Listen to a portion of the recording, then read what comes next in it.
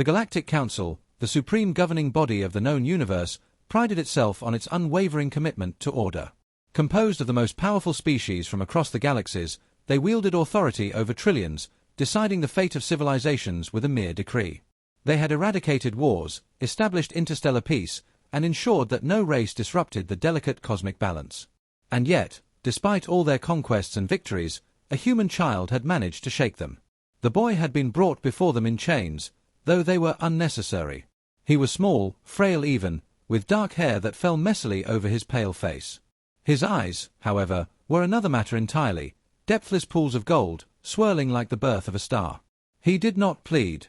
He did not cry. He merely stood there, watching as his fate was sealed.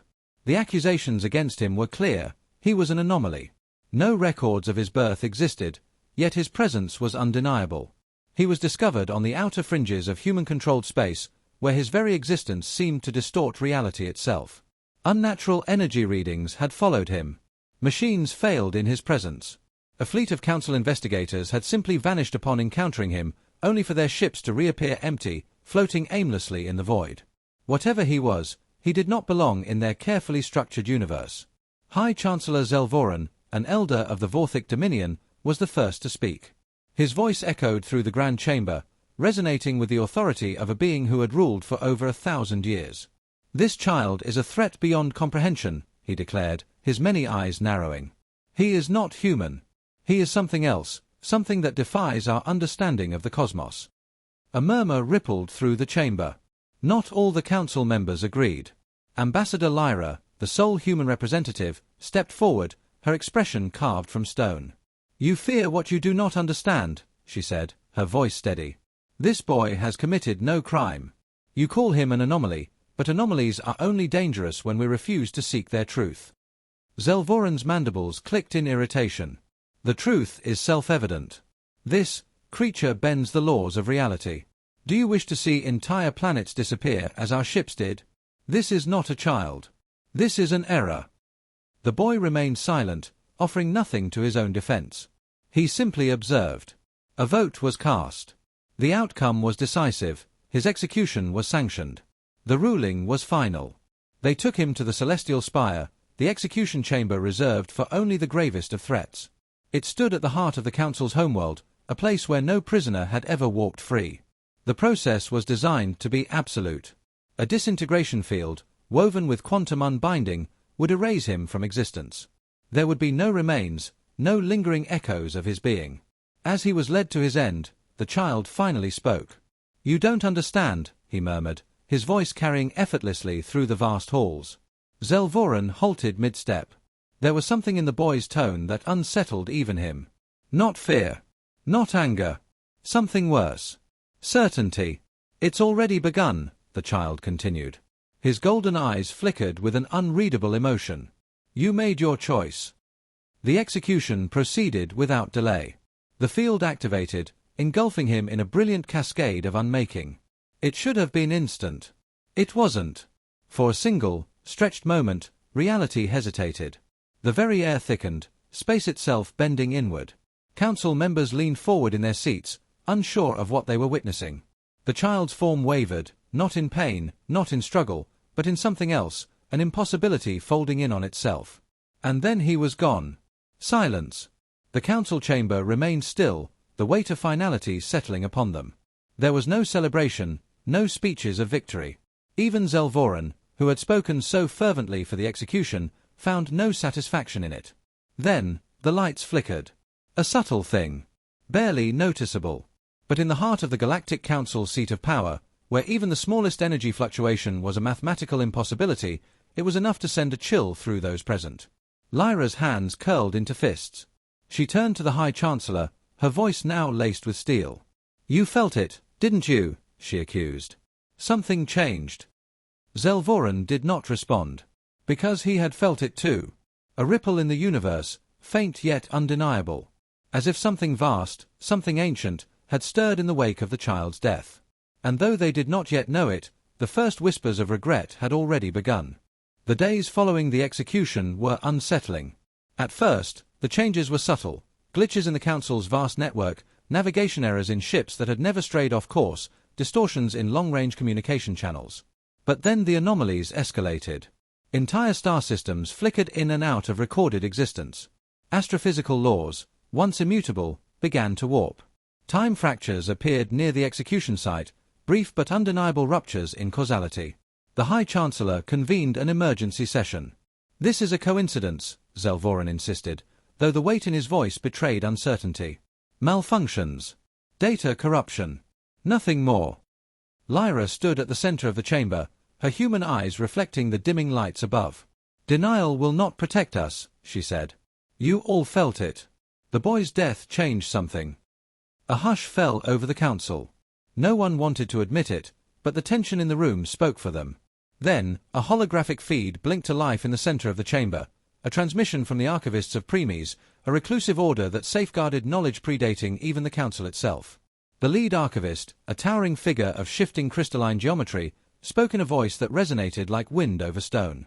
"You have erased what should never have been erased." Zelvoran leaned forward. "Explain." The archivist hesitated, an unnatural pause for an entity that processed information at speeds incomprehensible to organic minds. The child was not a threat. He was a correction. A fragment of something older than this council, older than the civilizations you govern. His presence was not an accident, it was a design. The chamber darkened. The holographic display shifted, revealing a star chart unlike any ever recorded. Systems unfamiliar, celestial bodies arranged in patterns that defied logic. "This," the archivist continued, "is the original framework of existence. Before the first laws were written, before order was imposed upon the chaos. The child was a remnant of that foundation." A murmur rippled through the gathered officials. It was impossible. The council had always dictated the balance of the universe, had always controlled the great equilibrium. To suggest otherwise was heresy. Zelvoran's mandibles clicked sharply. "You expect us to believe that a single human child carried the weight of primordial creation? That his death is responsible for these disturbances?" "Not his death," the archivist corrected. "His absence. The universe recognizes when something vital has been removed. It does not react kindly." The chamber trembled. For the briefest moment, the walls of reality themselves shuddered, a sensation of weightlessness, of displacement, as if everything had skipped a single beat in time. The sensation passed, but the silence that followed was heavy with realization. Lyra exhaled slowly. "If what you're saying is true, then we've made a mistake that cannot be undone." The archivist's form flickered. "Perhaps not. But the longer his absence remains, the greater the instability. If he does not return, this reality will eventually collapse under the strain of its own correction." A sharp intake of breath from one of the delegates. Someone whispered a word that had not been spoken in centuries. Resurrection. It was unthinkable. Death was absolute in the council's eyes. Reversing it would be an admission of failure, a betrayal of their very foundation. Yet, as another fluctuation rippled through the chamber, as time itself flickered and gasped like a dying ember, it became clear that they were running out of choices. Zelvoran's grip tightened on the arm of his throne. His entire reign had been built upon the certainty of order.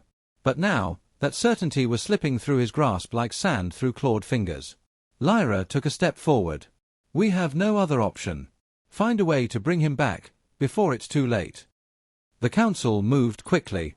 For all their arrogance, they were not blind to the fractures spreading through existence. The universe was unraveling, and every moment they hesitated, reality grew thinner, frayed at the edges like an ancient tapestry coming undone. The effort to restore the child began in secrecy, for the very notion of undoing death was a violation of every law they had built their empire upon. Yet necessity had a way of reducing even the most absolute doctrines to irrelevance. The archivists of Premies had provided the only clue: the boy was not truly gone. His essence, his imprint upon reality, was too fundamental to simply vanish. But retrieving him was not as simple as reversing an error. He had become entangled with something deeper, something woven into the architecture of existence itself. If they failed to pull him back correctly, they would risk breaking what remained of the universe entirely. Lyra stood in the center of the ritual chamber, her hands pressed against the cold metal surface of the celestial conduit. It was ancient, a relic older than the council, a device capable of reaching into the unseen layers of existence. It had not been used in millennia. Even attempting to activate it was a gamble. She exhaled, centering herself. There was no room for hesitation. The chamber hummed as the conduit awakened, its surface unfolding like liquid metal, revealing spirals of shifting energy. The archivists surrounded it, their crystalline bodies resonating in harmony with the machine. Zelvoran watched from the shadows, silent for once, the weight of his choices heavy upon him. A fracture split the air, a thin line of darkness cutting through space itself. From within it, something stirred. The chamber's temperature dropped. The air thickened, as if the very laws of physics struggled to remain intact. And then, within the rift, golden eyes opened. The child stepped forward, but he was no longer just a child. His form flickered between moments, shifting between the boy they had condemned and something vaster, something that had always been watching. The chamber trembled as he gazed upon them, his expression unreadable. "You feared what you did not understand," he murmured, the same words he had spoken before his execution. But now, they carried weight. Now, they meant something. Lyra took a slow step toward him. "We were wrong," she admitted. "And we need to make it right." The boy's gaze shifted to Zelvoran, who stood rigid, his many eyes unblinking. For the first time in his 1,000-year reign, the High Chancellor felt something he had long believed himself incapable of: fear. The child lifted his hand. The chamber dimmed. Reality paused. And then, with a voice that resonated through the very fabric of existence, he spoke a single word. "Begin." The universe shuddered, and was rewritten. The universe did not reset in an instant. Instead, it unfolded, like a great cosmic tide rolling backward, rewriting the fractures that had splintered across existence. Stars that had flickered out reappeared, time distortions collapsed into singular moments, and the silent void hummed with the pulse of restored order. But it was not the same. The fabric of reality had been altered, subtly but undeniably, as if the cosmos itself had taken a breath and exhaled into something new. The child stood at the center of it all, his form no longer shifting but stable, though what he had become was far beyond human. His golden eyes scanned the chamber, seeing more than what was in front of him. He was aware of every trembling breath, every unspoken fear, every thought that pulsed through the minds of the council members who had once sentenced him to oblivion. Zelvoran forced himself to step forward, his towering frame somehow diminished beneath the weight of the boy's gaze. He had ruled for centuries with absolute certainty, believing himself to be the pinnacle of wisdom and judgment. Now, standing before a being he had deemed an error, he felt the cold weight of insignificance pressing upon him. "What are you?" The words left him before he could stop them. The boy tilted his head, as if the question itself was strange. "What I have always been." His voice was steady, neither childlike nor ancient, but something in between. "You only see me now because you finally know how to look." Lyra, who had been silent, took a step closer. "And what happens now?" she asked carefully. The child considered her, and for the first time since his return, he smiled, soft, almost sad. "That is up to you." The council chamber trembled again, but this time, it was not the universe breaking apart. It was the weight of realization settling upon those who had once wielded power without question. The child had not returned to rule, nor to destroy. He had given them a chance, one final opportunity to understand. As the light of the celestial conduit faded, leaving only silence in its wake, Zelvoran knew one thing with absolute certainty. The galaxy would never be the same again.